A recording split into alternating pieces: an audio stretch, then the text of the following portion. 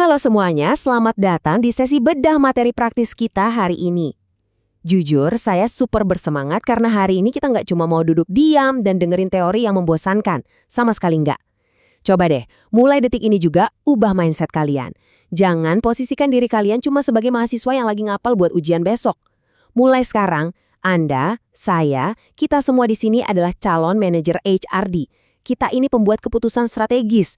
Kitalah yang bakal pegang kendali atas aset paling berharga yang dimiliki sebuah perusahaan. Ya, manusianya. Oke, teori-teori dasar mungkin udah kalian hafal di luar kepala. Kalian pasti udah jago banget lah ngejelasin apa itu rekrutmen, kompensasi, atau evaluasi kerja. Tapi ada satu pertanyaan besar nih. Siap nggak sih kalian menghadapi dinamika dan konflik yang benar-benar nyata di lapangan? Karena jujur aja, dunia korporat yang sebenarnya itu nggak selalu seindah dan semulus yang tertulis di buku teks. Kita butuh lebih dari sekedar hafalan. Kita butuh insting, butuh empati, dan pastinya pemikiran strategis yang tajam. Jadi mari kita langsung bedah gimana caranya ngubah teori akademik ini jadi senjata praktis buat kalian di dunia kerja nanti.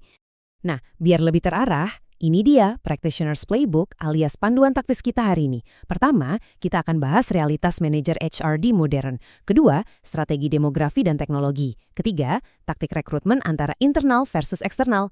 Keempat, kita masuk ke kasus praktis e-rekrutmen dari Tripatra. Dan yang kelima, ini penting banget, mengelola konflik dari kasus Golden Castle. Kita langsung masuk ke poin pertama ya, realitas manajer HRD modern.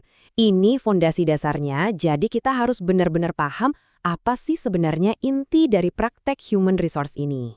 Coba bayangkan kerangka utama manajemen sumber daya insani atau MSDI itu ibarat mesin penggerak utama di sebuah perusahaan. Logikanya gini, tanpa SDM yang dikelola dengan benar, mau punya teknologi secanggih apapun, perusahaannya nggak bakal jalan. Nah, ada satu hal yang menarik banget dari buku yang lagi kita bedah ini.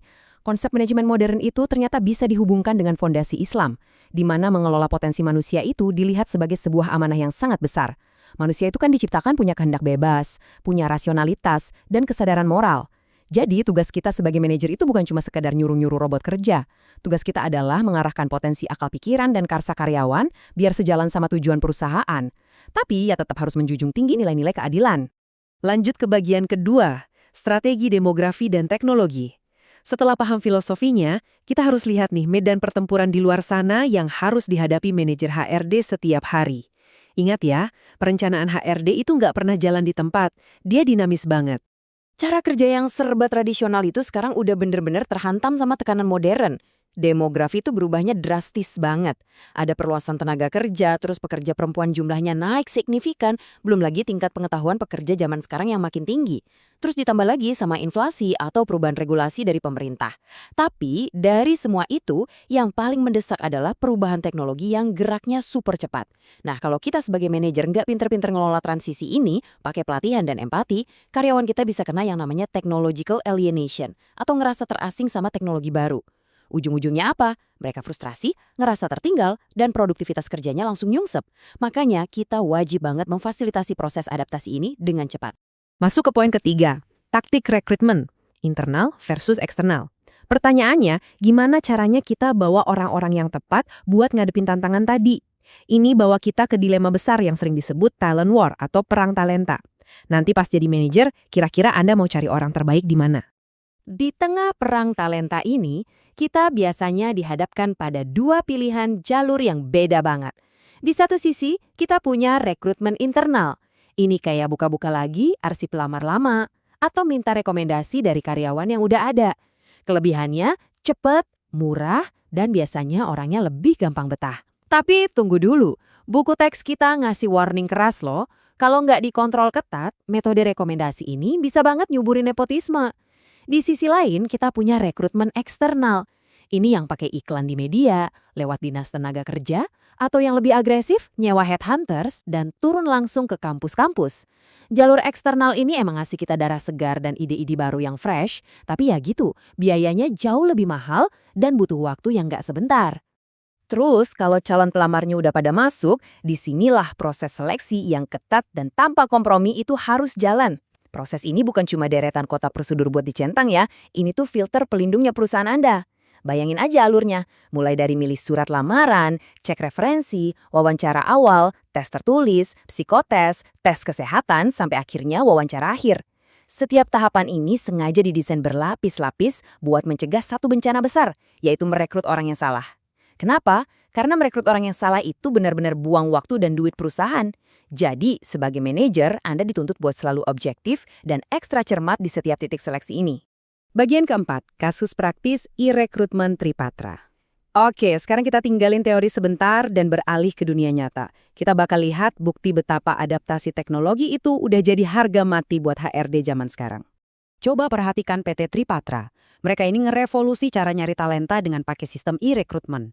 Langkah pertamanya aja udah efisien banget. Pelamar cukup kirim lamaran lewat website, selesai. Langkah kedua, semua data pelamar itu otomatis nyambung ke situs interaktif perusahaan yang dibantu sistem informasi HR yang udah canggih. Dan ini nih, langkah ketiga yang paling revolusioner. Mereka bisa loh lakuin wawancara jarak jauh, plus tes psikometri dan tes attitude semuanya online.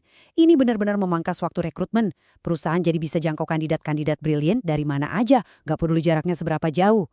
Kasus ini ngebuktiin kalau teknologi itu bukan cuma sekedar alat bantu, tapi udah jadi strategi inti buat bisa bersaing.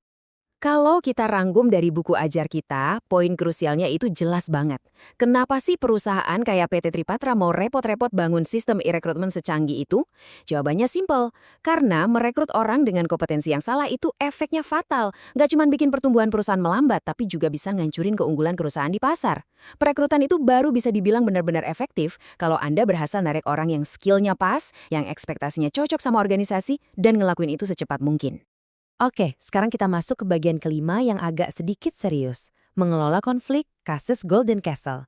Sayangnya ini teman-teman, dapat orang yang tepat itu kadang baru setengah jalan dari tugas kita.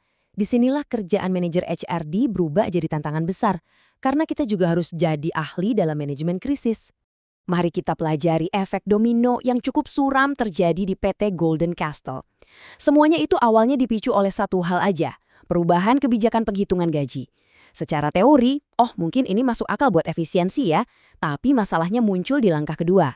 Terjadi miskomunikasi yang parah dari pihak manajemen. Karyawan nggak dikasih tahu alasannya dengan baik. Dampaknya, masuk ke tahap ketiga, karyawan jelas kerasa diperlakukan semena-mena dong. Dan puncaknya di tahap keempat, emosi meledak, karyawan akhirnya turun ke jalan buat demonstrasi. Hasil akhirnya, benar-benar menyedihkan. Tahap kelima berujung pada PHK besar-besaran. Coba renungkan. Ini adalah contoh nyata gimana sebuah kegagalan komunikasi yang mungkin kelihatannya sepele bisa berujung jadi bencana operasional dan kemanusiaan yang luar biasa parah di dunia nyata. Nah, rentetan kejadian tadi bawa kita ke satu pemikiran penutup untuk hari ini. Dari semua yang udah kita obrolin, mulai dari canggihnya sistem rekrutmen di Tripatra, sampai kacaunya miskomunikasi di Golden Castle, ada satu pertanyaan mendasar buat Anda semua nih, para calon manajer HRD. Teknologi emang udah terbukti bikin rekrutmen dan operasional jadi gampang banget. Tapi pertanyaannya, bisa nggak sih teknologi itu ngegantiin sentuhan insani kayak empati, obrolan dari hati ke hati, dan kebijaksanaan pas lagi ada konflik yang memanas? Ingat loh, yang lagi kita kelola ini sumber daya insani. Mereka tuh manusia, bukan sekedar angka-angka di spreadsheet. Menemukan keseimbangan yang pas antara efisiensi modern dan empati sebagai manusia, itulah yang bakal jadi kunci sukses kalian nanti. Dan jawabannya, kalian sendiri yang bakal nentuin pas udah terjun langsung di tempat kerja nanti. Terima kasih udah ikut sesi bedah materi yang seru ini, pastikan mindset manajer kalian tetap menyala, dan sampai jumpa di pembahasan kita selanjutnya.